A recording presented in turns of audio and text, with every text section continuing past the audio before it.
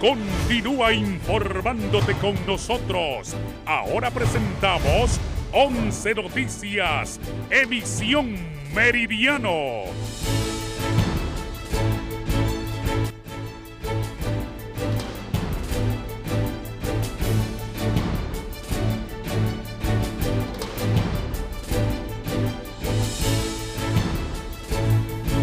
Hola, ¿qué tal están? Es un gusto saludarles a esta hora del mediodía, darle la bienvenida a 11 Noticias, Emisión Meridiano. Avanzamos en el tiempo, nosotros le agradecemos su preferencia para informarse con las diferentes emisiones de 11 Noticias aquí en Canal 11, desde la colonia Miramontes y todo, junto a todo un equipo, el mejor equipo que conforma las noticias de prensa aquí precisamente en 11 Noticias. Le damos la bienvenida, le invitamos a que se quede con nosotros, con Judith Bellino, quien le saluda con muchísimo gusto, por supuesto, junto a la periodista Valeria Rojas. ¿Cómo está usted? Todo bien, gracias Judith. Buenas tardes Honduras, gracias por acompañarnos en esta emisión de 11 Noticias Meridiano. Tal y como lo apuntaba Judith, estamos listos y preparados para darle a conocer lo último en noticias del ámbito nacional e internacional y por supuesto darle a conocer antes de iniciar con las informaciones de esta tarde unas imágenes que ha grabado nuestro equipo de Canal 11 hace unos instantes de un intento de asalto, esto ocurrido en el Boulevard Kuwait, Judith, donde ese hombre intentaba robarle su mochila a esta joven. Se sabe que es de algún colegio de aquí de la capital, donde hace unos instantes también intentaba robarle su mochila y la mayoría de personas, Judith, no ayuda en estos casos, pero hubo un joven de una motocicleta donde le tiró su motocicleta para poder ayudar a esta jovencita. De manera exclusiva le presentamos estas imágenes captadas en el ente de precisamente el equipo de prensa de Canal 11. Se saldría con la suya, no logramos ver nosotros en el video, Valeria. Sí, este joven se alzó con la mochila, pero ahí también miramos a otro héroe. No sé si es que fue un accidente o él se interpuso precisamente para pues que el joven no continuara asaltando a esta joven indefensa, solitarias calles y además inseguras de la capital. Mientras se conoce por parte de las autoridades que hay un intento por contrarrestar el crimen organizado, la violencia, así también pues el crimen común avanza campeante a su paso por las calles capitalinas, pero en esta ocasión este delincuente, este asaltante ha quedado captado en las cámaras de manera exclusiva, se las mostramos aquí en Canal 11. Así es, Judith, eso lo grabamos hace unos instantes y esto para darle a conocer también a la población hondureña que desde tempranas horas está la violencia a la orden del día, Judith, y también para hacerle un llamado a las autoridades porque eso le pasó a una jovencita en horas muy tempranas, pero que no se espera también en horas de la noche. Así es, y podemos ver que en la motocicleta, mire, en la motocicleta no anda placas. Sí anda con casco, porque de esta manera los delincuentes también se protegen la identidad, pero cumplen con una regla de tránsito que es andar el casco para asaltar y protegerse más que todo del ojo de las autoridades, pero una motocicleta desde el momento que anda sin su placa debe ser detenida. En estos operativos que a diario vemos en diferentes sectores también no se cumple porque a lo mejor, como vimos, uno de los conductores de buses que provocó un accidente andaba campeante también sin tener una licencia, ya estaba vencida su licencia de manera definitiva. Valeria. Así es, Judith, y gracias al otro motorista que se le atravesó a este malhechor, pudo la joven poder también que no le robara sus pertenencias. También tenemos un héroe del día, vamos a decirlo, este joven se lanzó sobre este delincuente y estas son las informaciones que le presentamos a continuación con nuestros titulares.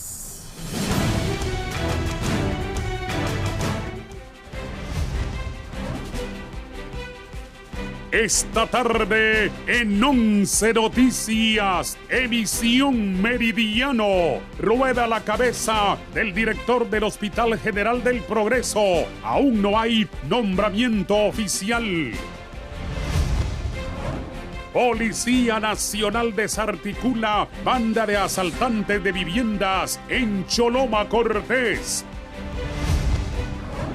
al menos 7 centros de salud tomados por colectivos de Libre sin brindar atención médica a la población hondureña. Tomada la carretera de Occidente a la altura de Ceibita, Santa Bárbara. Manifestantes exigen la destitución del director del INAH. En Santa Bárbara, de 7 impactos de bala, asesinan a una persona en Lloro. Familiares hicieron el levantamiento del cuerpo sin esperar a las autoridades. En noticias internacionales, Cristina Fernández desmiente un desaire de la jefa del Comando Sur de Estados Unidos. Estas y otras informaciones a continuación en 11 Noticias, emisión Meridiano.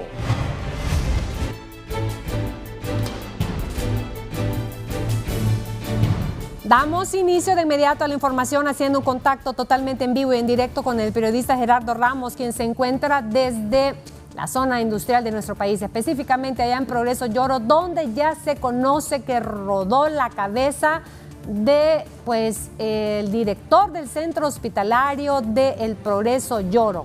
Ya, Gerardo, las autoridades de salud se encuentran en esa zona.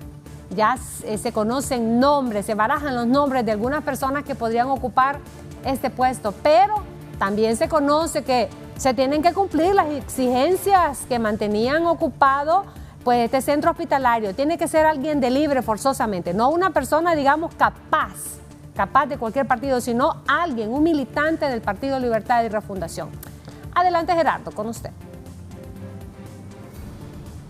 Muchas gracias, licenciada. Es un gusto poder saludarlas a esta hora del mediodía para poder actualizar esta información que se da desde la zona norte del país, ubicados justamente en el Progreso Lloro, en donde lo que le puedo comentar es que se ha desarrollado una reunión bastante importante con las autoridades de seguridad. Según nos mencionan, fueron 7 horas, desde las 8 de la noche de ayer hasta las 3 de la madrugada de hoy, que ellos estuvieron tocando temas de mucha importancia, donde estuvieron presentes, por supuesto, los empleados de este centro asistencial, además de los campesinos, quienes aseguran, a través de una exhaustiva investigación por parte del equipo de prensa de 11 Noticias, que se debe colocar a un representante de Libre en la dirección de este sanatorio. Escuchamos a continuación a una representante del hospital, quien asegura de que ya se han tomado importantes decisiones. Escuchemos. El resultado fue, ¿verdad? Como decíamos, ¿verdad? Terminamos la reunión en horas de la madrugada y la resolución que se llegó era de que fueron desalojados de los puestos, ¿verdad? Los campesinos, que era lo que nosotros estábamos pidiendo, y gracias a Dios porque se logró de la mejor manera. ¿Hay una destitución ya por parte de las autoridades? Así es.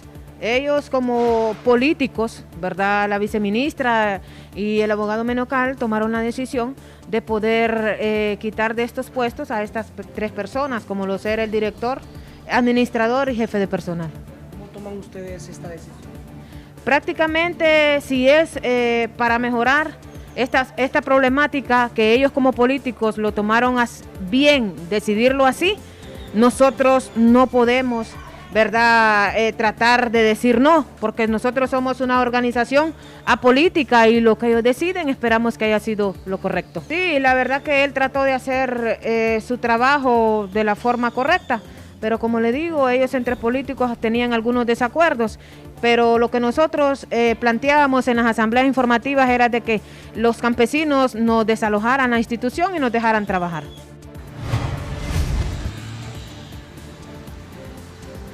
A esta hora del mediodía todavía no se han reunido las autoridades de la Secretaría de Salud con los empleados de este centro asistencial para poder decidir o nombrar a la persona que estará ocupando el cargo de director. Quiero mencionarles a ustedes, amigas en los estudios, amigos televidentes, que los destituidos son 3 personas. Tenemos al exdirector Edgar Murcia, tenemos al administrador Marvin Macedo y al representante de talento humano Cristian Meléndez. Estas han sido las 3 personas destituidas y que todavía no han encontrado un reemplazo para ellos. Hemos estado muy pendientes y todavía la viceministra no se ha personado a las instalaciones del Hospital General del Progreso pues para poder decidir. Se les han presentado 3 opciones, pero hasta el momento no hay nada decidido, compañeros. Muy bien, y nosotros nos mantenemos precisamente así, expectantes de lo que va a suceder para dárselo a conocer a las personas que nos sintonizan en las diferentes emisiones de 11 Noticias. Continuamos, Valeria, siempre en temas relacionados. Así es, Judith, continúa esta crisis en el sistema sanitario del país. Ya este día en la capital son al menos 7 los centros de salud en el que no están brindando atenciones a la población hondureña.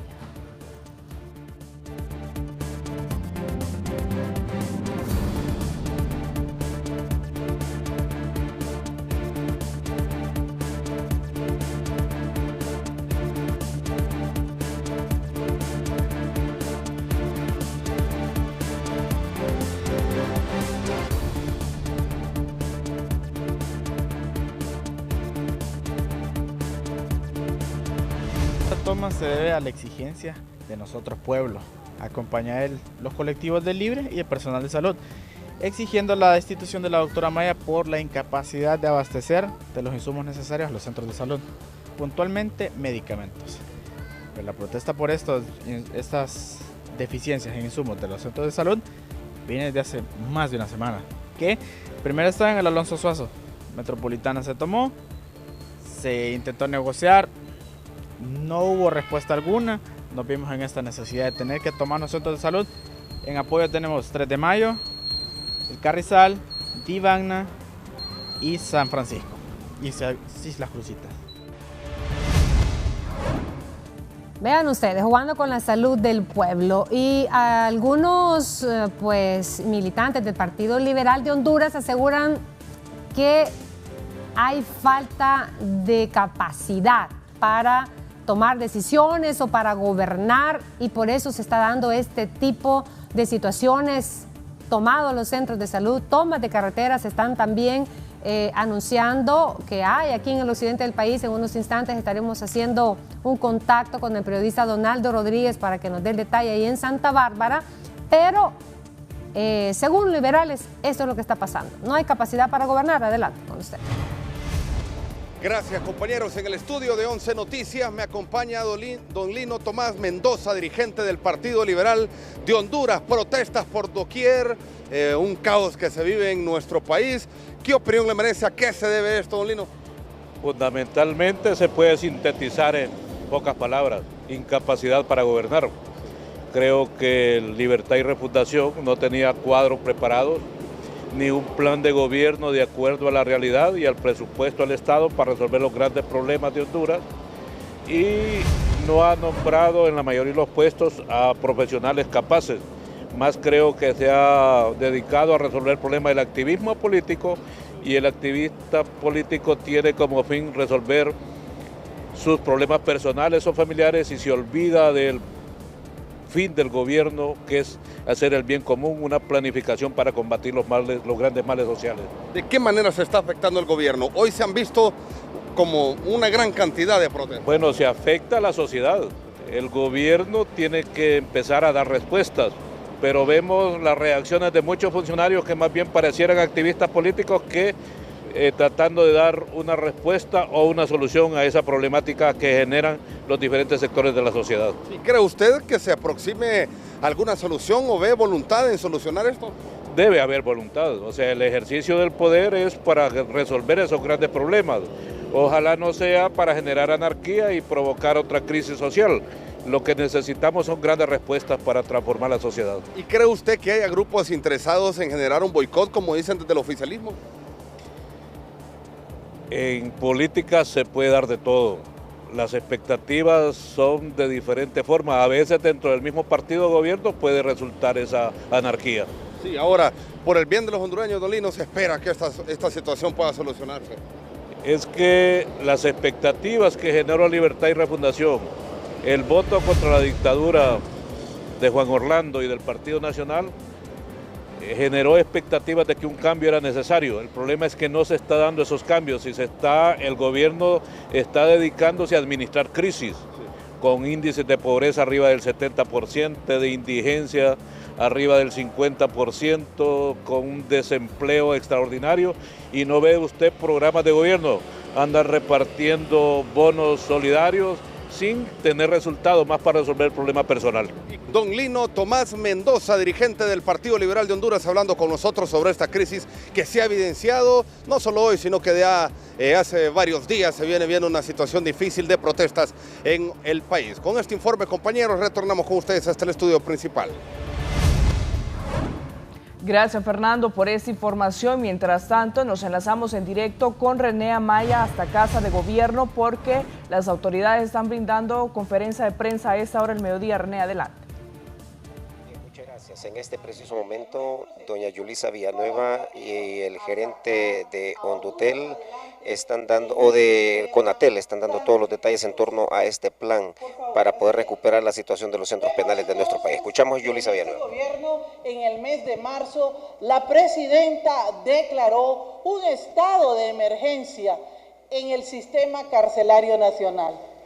De inmediato ordenó categóricamente el cambio del manejo de las cárceles hacia lo que fuera el manejo de civiles. Pero esto no ha sido posible porque es un problema sistemático que progresivamente debe de irse recuperando. El objetivo de reformar, modernizar y desmilitarizar las cárceles de manera gradual y progresiva, y desarrollar una temática en la cual lo que nos interesa es la reinserción y la recuperación de las personas, es uno de los puntos más importantes que la presidenta hizo saber en el mes de marzo. De la misma manera, dijo que se dio las instrucciones de que se construyera un modelo que asegurara un sistema penitenciario en el cual la gestión penitenciaria se recuperara, pero esa recuperación también tuviera un toque humano. Quiero decirles que todo este proceso integral del que vamos a hablar, siguiente, también de inmediato generó el cambio hacia la Policía Nacional. Entonces vimos cómo la Policía Nacional toma el mando de las cárceles más o menos hace un año y tiempo, ¿verdad? Menos de un año, o un año y medio. Entonces, ante este trabajo, ahora vienen las evaluaciones. ¿Qué pasó durante este año en el que la policía pone al mando a sus generales para intervenir en la cárcel? ¿Qué sucedió? Para ustedes y muchos, nada. Para algunas otras opiniones, un poco. Para otros, un poco más de lo mismo. Para otros, el pleito constante en quién va a manejar los fondos, los dineros ilícitos que están obteniéndose producto de la corrupción y el crimen organizado que ahí impera. ¿Quién será el dueño ahora de esos dineros que ahí se manejan, de ese poder que el crimen organizado tiene? Ante eso, la presidenta, obviamente, ante estos hechos, la siguiente, por favor, estableció que debíamos analizar qué es lo que habíamos hecho como Policía Nacional. Y cuando yo hablo qué es lo que habíamos hecho como Policía Nacional, hablo porque yo soy la viceministra de Seguridad. Pero yo soy una mujer y soy una civil. Aquí quiero que vengan y ustedes mismos, en la percepción de la población, hicieron y divulgaron lo que estaba sucediendo en el desajuste del autogobierno que tienen los privados de libertad ahí. ¿Cómo era posible que 4 recintos penitenciarios estuvieran poniendo al borde de la locura a la población, afectándolo psicológicamente cuando detonaron ahí tiroteos simultáneos. Desde ahí mismo nosotros podemos entender muchas cosas, cómo ingresaron las armas, quién tiene el control, qué ha sucedido allí, cuánto valen las armas y todo lo que nosotros conocemos. Sin embargo, de inmediato, esta situación nos lleva a otra reflexión. ¿Cómo vamos a solucionar el problema? Algunos pensarán, la doctora no tiene competencias, no es experta en cárceles, la doctora no sabe lo que va a hacer. Yo les diría, los años de experiencia que tengo como profesional y además muchas competencias técnicas me van a permitir hoy, junto con ustedes, hacer el cambio en lo que es los recintos penitenciarios. Siguiente, por favor. Entonces, ¿cómo no vamos a tomar la opinión de ustedes? ¿Acaso ustedes no son los veedores de la sociedad? ¿Acaso ustedes no son la crítica sana del problema que ahí está? Cuando tenemos una prensa crítica que sabe lo que expone en sus medios, tendremos entonces que analizar también lo que ha sucedido. Y de inmediato ni las Fuerzas Armadas controlaron las maras. ¿Es cierto? Inclusive, hasta las cámaras de seguridad en las cárceles destruyeron poblaciones de personas que allí se encontraban. A su antojo manejan los privados de libertad o los reos las cárceles de Honduras. Esa es una reflexión enorme que nos obliga como gobierno a tomar decisiones. Ustedes, por eso les digo, son los veedores críticos. Sin embargo, ¿quién quiere que Honduras fracase? Es mi pregunta. ¿Quién se quiere hacer cargo de este problema? Si hay muchos que hablan afuera y adentro, miren, están temblando como gallinas porque no quieren tomar las decisiones certeras. En este momento nos toca entonces hacer los cambios y prometernos como profesionales, buscar, encontrar soluciones. Siguiente. La recuperación de la gobernanza y la gestión por parte de los grupos criminales es lo primero que tenemos que hacer. Pero ¿cómo obtuvieron los grupos criminales ahí su fuerza? Porque mandan ellos. Me preguntaba alguien, un colega de ustedes, doctora, ¿quién tiene el mando? Y yo me quedé pensando.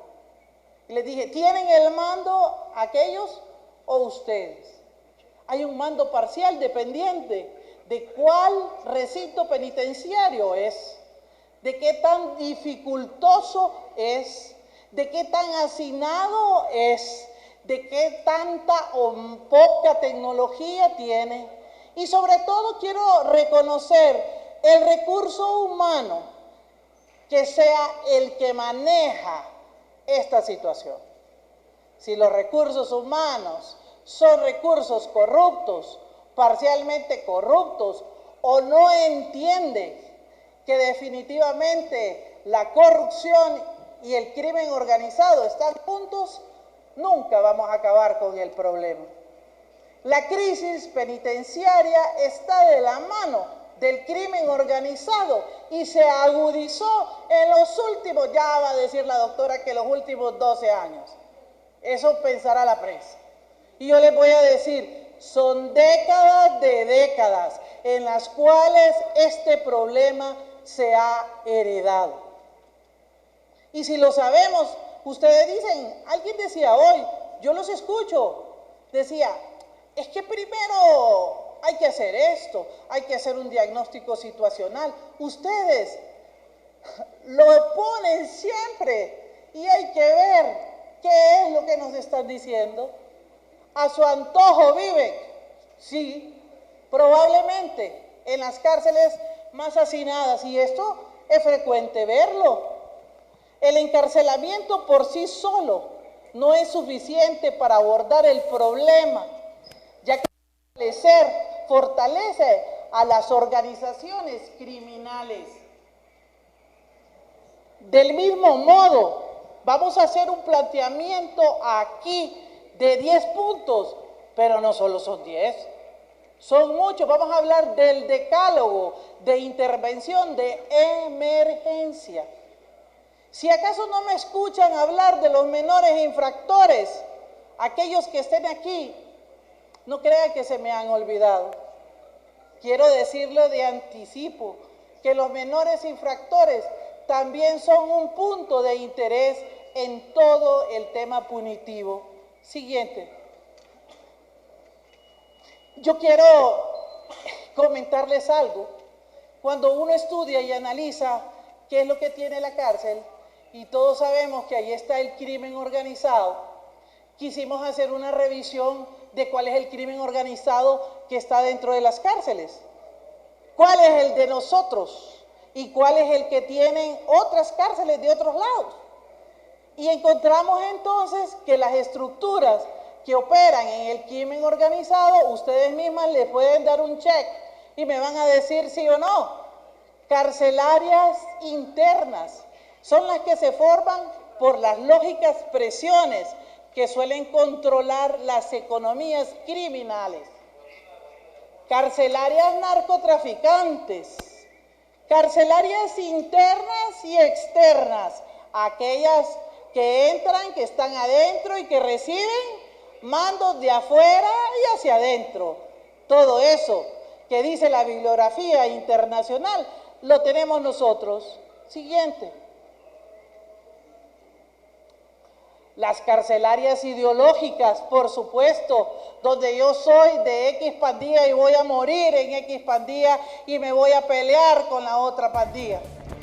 Bien, esa es parte de lo que está exponiendo doña Yulisa Villanueva en torno a las 10 medidas que se estarían tomando para poder controlar la situación en las cárceles de nuestro país. Y se ha dicho específicamente que el crimen organizado y la corrupción son los dos principales temas que lo que mantiene en crisis el sistema penitenciario de nuestro país.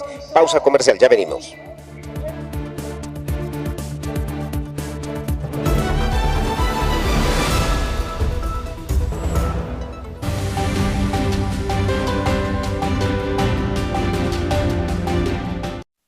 La vicepresidenta argentina Cristina Fernández desmintió este martes haber solicitado una reunión con la jefa del Comando Sur de los Estados Unidos, la general Laura Jen Richardson, quien estuvo en Buenos Aires para reunirse con contrapartes del Ministerio de Defensa de Argentina ante la preocupación del avance de China en la región. Se trató de la segunda visita de Richardson en un año, ya que el 26 de abril de 2022 había estado en Buenos Aires y en esa oportunidad Fernández la recibió en su despacho del Senado a pedido del embajador de Estados Unidos en Argentina, Mark Stanley, pero esta vez ninguna de las partes solicitó una reunión para este lunes, según aclaró Fernández en su cuenta de Twitter. Richardson sí se reunió este lunes con el ministro de Defensa argentino Jorge Tayana para dialogar sobre la seguridad regional y la cooperación mutua, según informó la cartera de la estadounidense en sus redes sociales. Estados Unidos está preocupado por la injerencia externa y las coacciones de China en Latinoamérica y el Caribe, tal como alertó la propia Richardson el mes pasado ante el Comité de Servicios Armados del Senado estadounidense, donde aseguró que Pekín está expandiendo su influencia económica, diplomática, tecnológica y militar. Este fue un informe para 11 Noticias.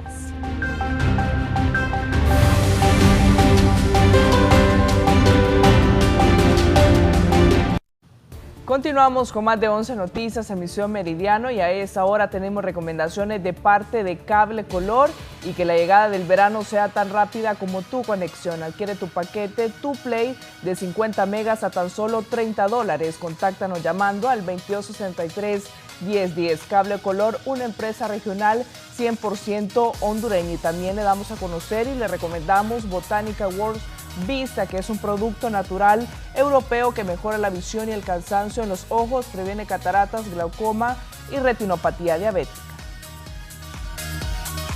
Y a esta hora también nos enlazamos en directo con Valeria García hasta la zona norte del país porque la Policía Nacional ha desarticulado una banda de asaltantes de viviendas. Esto ocurrido en Choloma Cortés. Valeria, adelante. Buenas tardes, compañeras, en los estudios principales de 11 Noticias Edición Meridiano. Tras intensas investigaciones por parte de los agentes de la Policía Nacional, se ha logrado desarticular una banda delictiva dedicada al robo de vivienda, esto en el municipio de Choloma Cortés. A continuación, los detalles. Fueron detenidas 3 personas de sexo masculino. Estas personas se conducían en un vehículo marca Hyundai Elantra tipo turismo color negro. En ese sentido, gracias a la oportuna intervención de la policía, se interpuso una denuncia y se le dio seguimiento y vigilancia. De inmediato nos desplazamos hacia la ciudad de San Pedro Sula, donde a estos individuos se les dio una persecución por parte de la Policía Nacional y fueron detenidos esas personas. ¿Tienen antecedentes? Uno de ellos tiene antecedentes, ya había estado privado de libertad en un centro penitenciario del país. También estamos pendientes de poder investigar supuestamente participó en una muerte de una persona extranjera. Estas personas al momento de su detención se les decomisaron un vehículo tipo turismo, se les decomisaron enseres de una vivienda como ser televisores, tablets, teléfonos celulares, microondas y otros enseres. En ese sentido, pues gracias a la oportuna reacción de la Policía Nacional fueron detenidos. Claro, nosotros no los vamos a detener, hacemos saber al pueblo hondureño y específicamente Choloma que nosotros estamos para poder combatir la delincuencia, ¿verdad? Aplicar el decreto PCM 15-2023 también, aplicar lo que es el plan contra la extorsión. En ese sentido estamos demostrando, ¿verdad?, la capacidad operativa que tenemos y no vamos a descansar hasta dar con el paradero a aquellas personas que andan cometiendo hechos delictivos.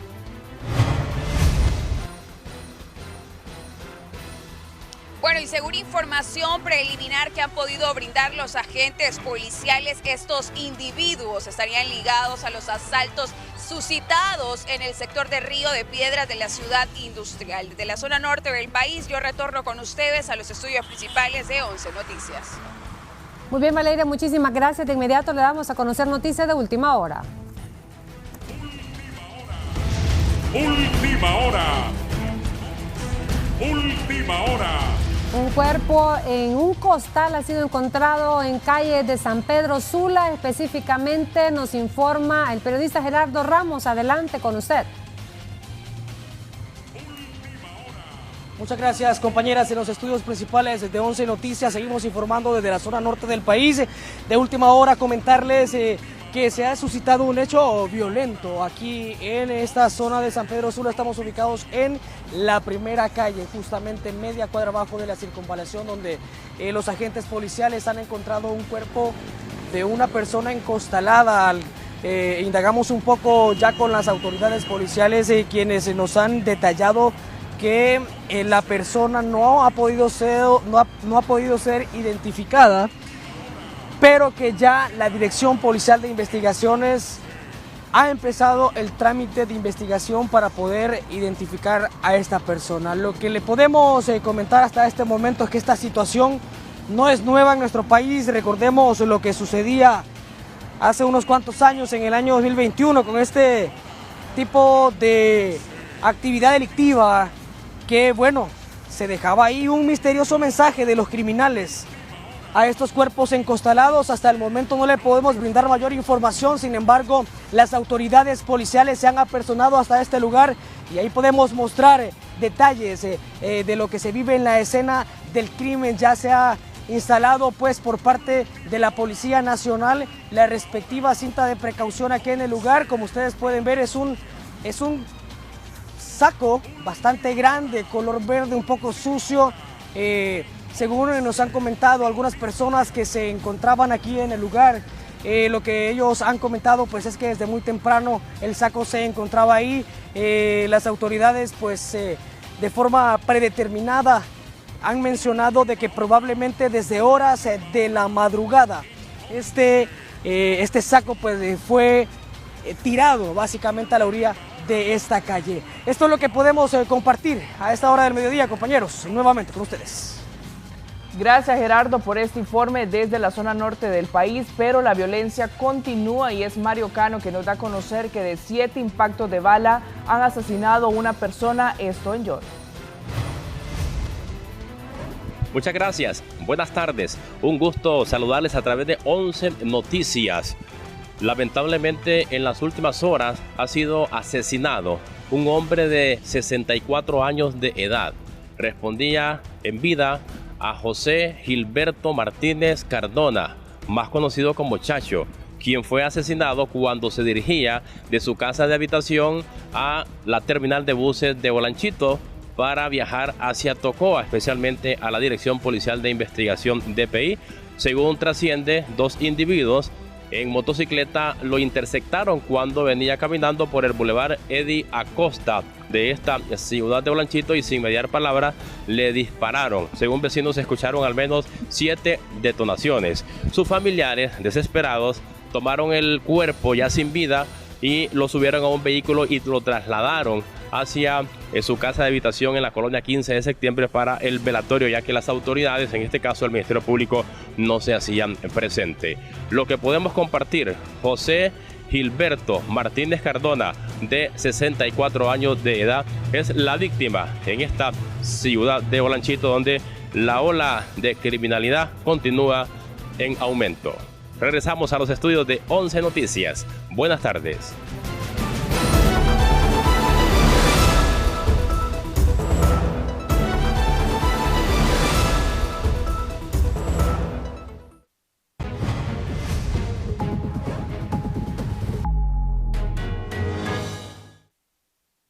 El presidente ruso Vladimir Putin ha visitado los cuarteles generales de 2 unidades de tropas que luchan en las regiones ucranianas de Gerson y Lugansk, anexadas por Rusia en septiembre pasado, donde se interesó por la situación de los frentes sur y este, informó hoy el Kremlin. La investigación a la que fue sometido el secretario general de la Organización de los Estados Americanos, OEA, Luis Almagro, por haber mantenido una relación íntima con una empleada, determinó que violó las disposiciones internas sobre el sentido común y buen juicio, aunque no de forma intencional. El informe sí precisó que no violó las reglas y regulaciones de la OEA en lo que concierne a las obligaciones de supervisión, incrementos salariales, intimidación, viajes o conflictos de interés. Nuevas tormentas e inundaciones repentinas en la zona del Aeropuerto Internacional de Fort Lauderdale, Hollywood, uno de los de mayor tráfico de Florida, Estados Unidos, obligaron de nuevo a cerrarlo al tráfico aéreo como ocurrió la semana pasada, pero al cabo de unas horas reabrió. El aeropuerto, situado a unos 40 kilómetros de Miami, considerado un importante centro para compañías aéreas de bajo costo, informó sobre las 16:30 hora local 20:30 GMT que levantó la prohibición de volar y hay aviones llegando y saliendo, aunque puede haber retrasos debido a los aguaceros y tormentas eléctricas. Este fue un informe para 11 Noticias.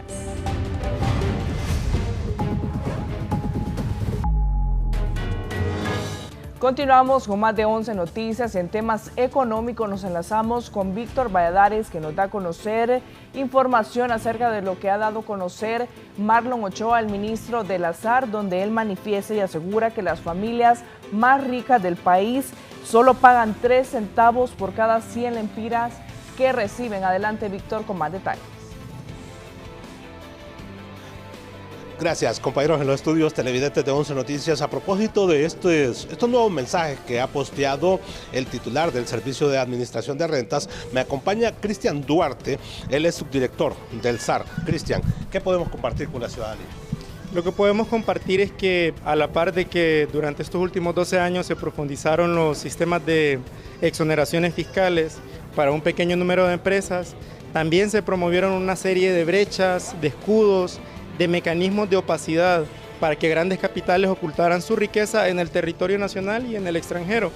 Una muestra de ellos es que la investigación internacional conocida como Pandora Papers, antes también los Panama Papers, habían revelado que más de 136 empresarios hondureños y 11 políticos utilizaban estos esquemas de evasión para poder ocultar sus riquezas en el exterior. Este tipo de mecanismos, son 7 que nosotros hemos identificado, permitieron que multimillonarias cantidades de impuestos no fueran pagadas al sistema tributario. Para ponerle un ejemplo, con el nuevo Código Tributario del año 2017 se cambió el principio de renta de mundial a territorial.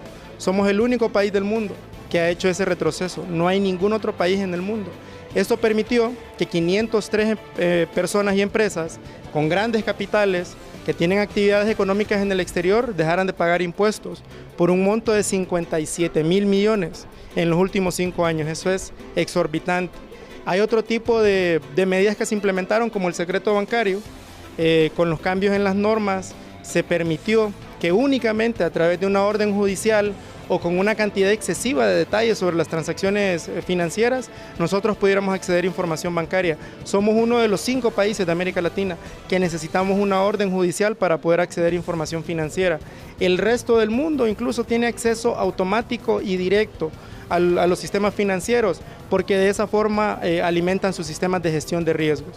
Aquí fueron 7 reformas, 7 mecanismos de opacidad que permitieron que 10 familias paguen apenas el 0.03% de impuestos. La norma en América Latina es que los grandes multimillonarios paguen al menos un 5%, una tasa efectiva del 5%. En Honduras es del 0.03%. Paga más impuestos una persona que compra un churro que un multimillonario. Aquí seguimos con la misma situación, Cristian, entonces, que la misma gente es la que sigue cargando con los impuestos en Honduras. Efectivamente, todo este conjunto de medidas, tanto las exoneraciones como las medidas de opacidad fiscal, lo que permitieron es abrir brechas para que los más ricos dejaran de pagar impuestos. ¿Y cómo se llenaron esas brechas? Aumentando los impuestos a los pobres. Por eso es que se subió el impuesto sobre venta del 12 al 15%, el impuesto selectivo al consumo del 15 al 18%, aumentaron los impuestos a los combustibles. Lastimosamente Honduras, cuando cobra impuestos, hace más desigual la sociedad. Muchas gracias, Cristian Duarte. Él es el subdirector del Servicio de Administración de Rentas, dándonos o confirmándonos esta nueva revelación que han hecho las autoridades de esta institución del Estado respecto al pago de tributos. Compañeros, yo regreso con ustedes al set principal.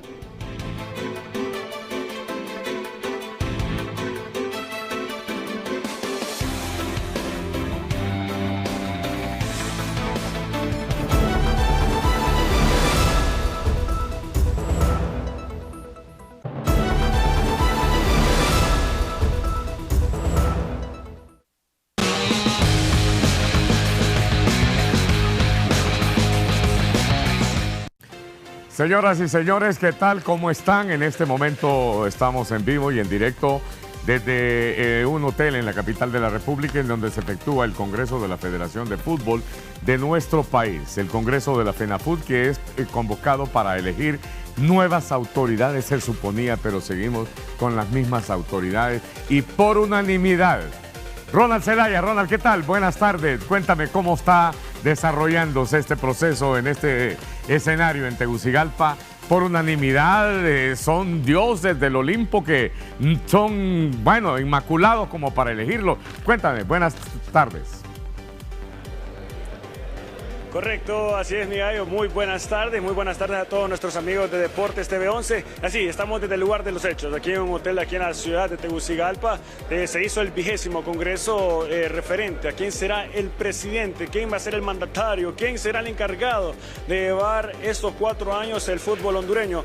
Como le mencionaba mi gallo, referente Jorge Salomón fue reelecto sin complicaciones, no tuvo competencia. El presidente de Potros, no, como Samuel Elvir, no tenía los fundamentos o los requisitos para ser presidente. Aquí estamos observando ya los directivos, los diputados de este Congreso que están ya almorzando luego de que Jorge Salomón fuese el presidente, ya que este martes 18 de abril se llevó a cabo el 20º Congreso Extraordinario de FENAFUT, donde se conoció el nuevo presidente de la federación en los próximos años, que comprende será esto al 2023 al 2027, donde, como lo mencionamos, Jorge Salomón, siempre esto con la reelección, esto a las 9:30 de la mañana comenzó a llegar todos los diputados, quienes eligieron a las autoridades de la FENAFUT, entre ellos estaban directivos, presidentes, y hasta llegó el seleccionador nacional como Diego Vázquez. A las 10:40 ya comenzó el Congreso, comenzaron con las palabras, también algo bastante importante, comenzaron con un video mostrando supuestamente los logros, lo mejor que ha hecho esta federación,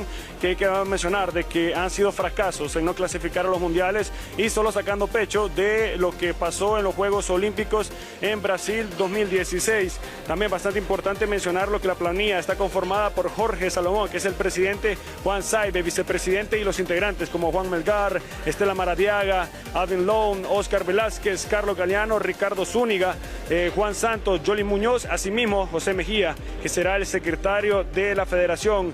Cabe mencionar que los votos de la categoría se dividen como los diputados de la Liga Nacional, que son 9, los diputados de la Liga de Ascenso, que son 4, los diputados de fútbol amateur, que son 16, diputados de los árbitros, que son 2. También hablamos con todos los diputados, hablamos con los directivos y le digo, mira, bastante no están satisfechos. Esto porque estamos viendo a los mismos de siempre que están en el mando del fútbol hondureño. Por su parte, también Jorge Salomón en conferencia de prensa mencionó de que van a estar apoyando al fútbol femenil, que eso es parte de ello, pero también mencionaron que no habrá apoyo en lo que se refiere al fútbol, fútbol sala y fútbol playa.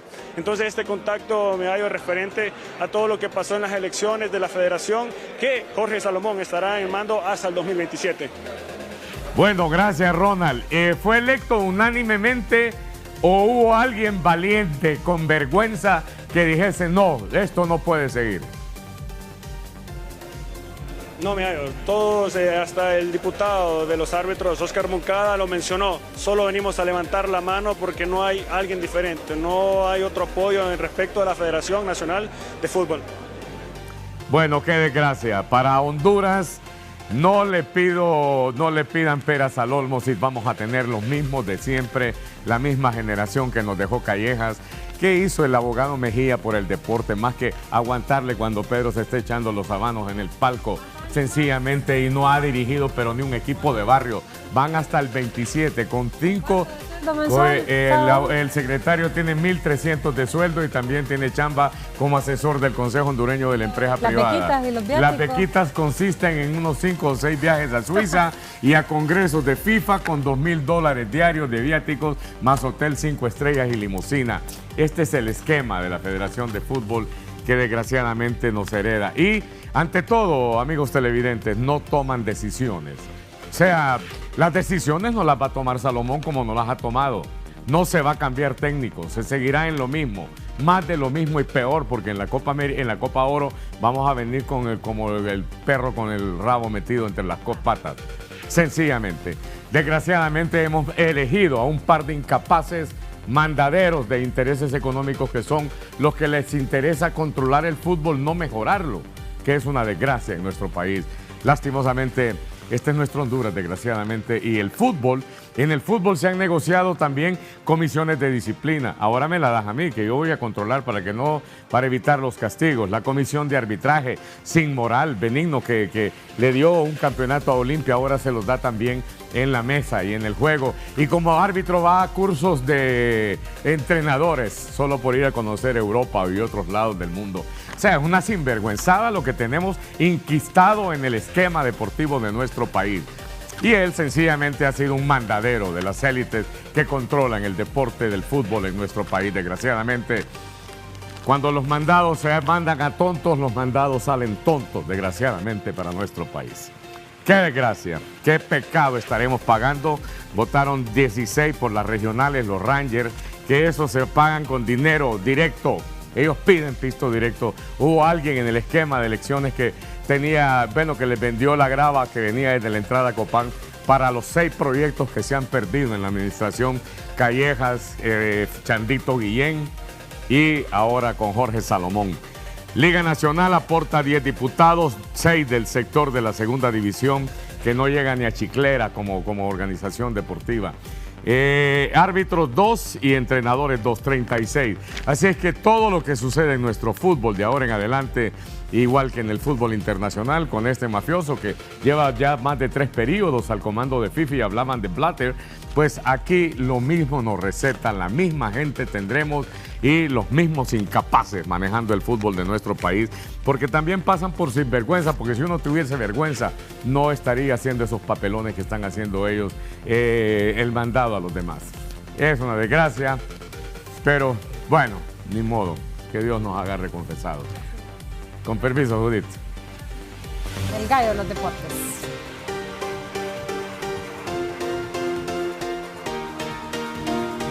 Marlon Mejía, el gallo de los deportes, ampliamente explicado lo que acaba de suceder con las nuevas autoridades, que esto continuará. Más de lo mismo, dice Marlon Mejía.